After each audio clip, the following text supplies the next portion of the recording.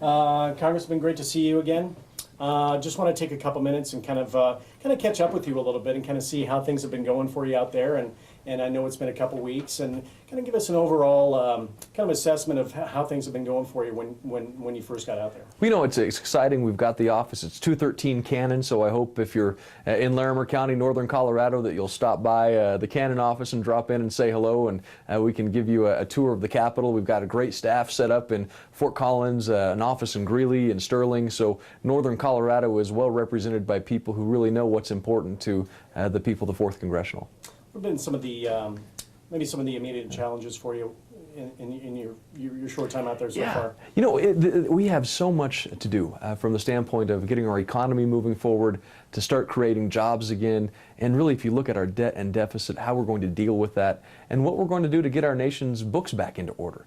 There's tremendous work to be done, and we started off, of course, at the beginning of January, and then we had the horrible tragedy in Tucson that changed what we were able to work on and slowed down some of the things that were taking place, but now we're getting back into more of a normal schedule, and so it's going to take some time, but those are important things to continue to work on.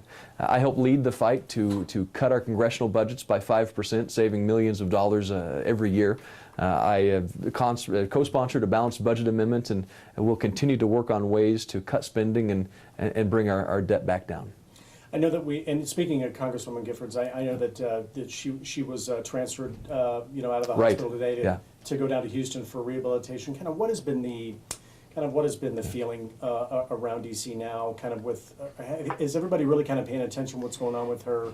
You know, they are, and I'll tell you, my mom and dad, of course, live in Yuma still, and I'll tell you the reaction that they even felt in Yuma, Colorado, from people who were coming up to my mom and dad and expressing concern and worried about what is happening. But we know this is an isolated incident. It was the act of a deranged individual that never should have happened. There's no place for that in our discourse on politics or policy, and so our thoughts and prayers continue to rest with those people in Arizona who are affected by this great tragedy.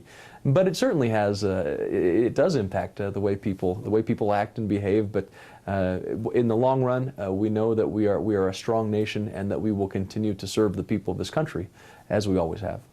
And I know it's not so much focusing on that particular situation because of the rarity of something like that happening, but when you do come back here, is that in the back of your mind as far as how you're going to approach when you're talking with folks, and I guess the Gardner modus operandi of how you do business out here? Yeah.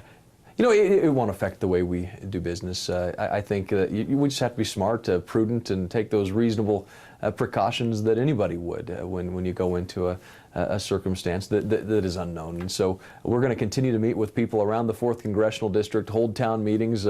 We've been able to spend an entire day in Fort Collins back from Washington, D.C. to talk about business issues, how to move the economy forward locally, and we'll continue to do that day in and day out. What are people telling you now that you're back and you've been meeting with folks? What's on their mind? What are you getting hit with most? Right. You know, it's really the same thing. I always said that this election was really a two-step process. That getting people elected who they believed would start putting an end to our spending problem, who they felt were in a stronger position to move our economy, but also after the election, beginning on November 3rd of this past year, what it takes to hold people accountable. And so there's a nation of voters that are watching very anxiously to make sure that we do what we said we would do. And we are. We're cutting spending. We're putting in place policies that will replace the health care bill with ideas that actually will bring down costs and increase the quality of care. And so we're doing what we said we would do, and we've got a lot of work ahead of us still. As far as the health care law and getting that repealed, and your fight to get that repealed, and I know that it's there's a lot of talk of if it does get to the president, he's going to veto it. Do you feel that this is maybe not a failed effort, but I mean, if it's going to come to that, then really, why put all the energy? Well, I think the people of America, the people in the 4th Congressional District, spoke very loudly on November 2nd when they elected a new Congress that was sent there because they rejected the agenda that was going and taking place, including the health care bill. And that's why they wanted people who would replace it with solutions that actually worked. And so that we can bring down the cost of health care. And that's, we just co-sponsored a bill the other day to allow insurance to be sold across state lines. We'll continue to work on tort reform and ideas that will really work. And so those are the things that we've got to be doing. Now, if people weren't concerned about this bill, if they thought it was simply just something that the House did with no concern, then why isn't the Senate voting on it? I think it's very curious that the Senate is refusing to act on it.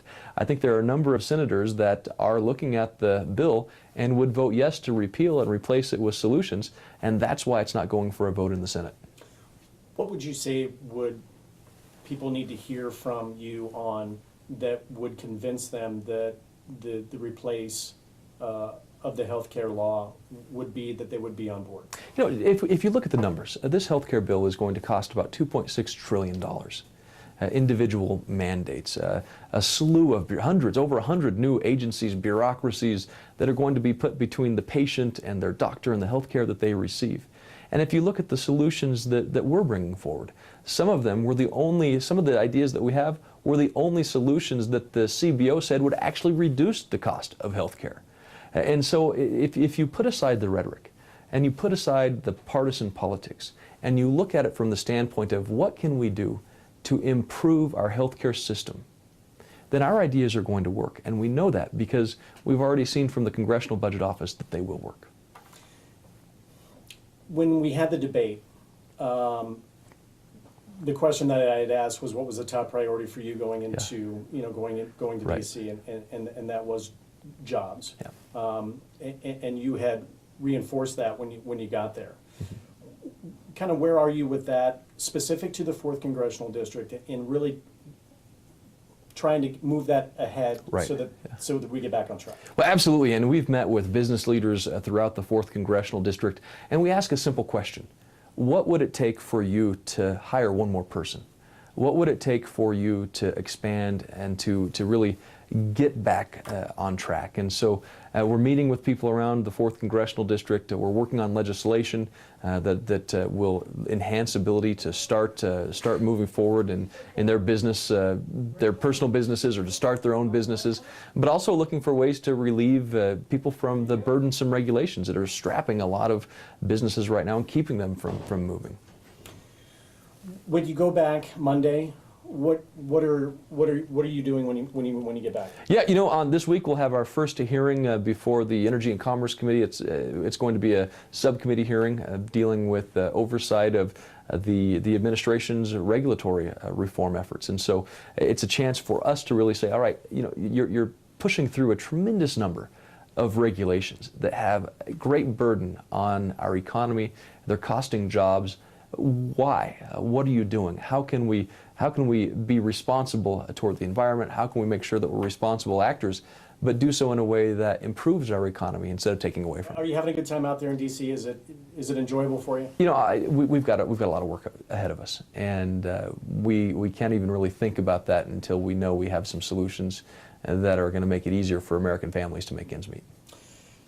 Predictions for the Super Bowl? Yeah, I wish I had any. I keep thinking my predictions so far have been that we've got to at least have something in Colorado happen over the next year to get us back into the Super Bowl. So no predictions on that yet.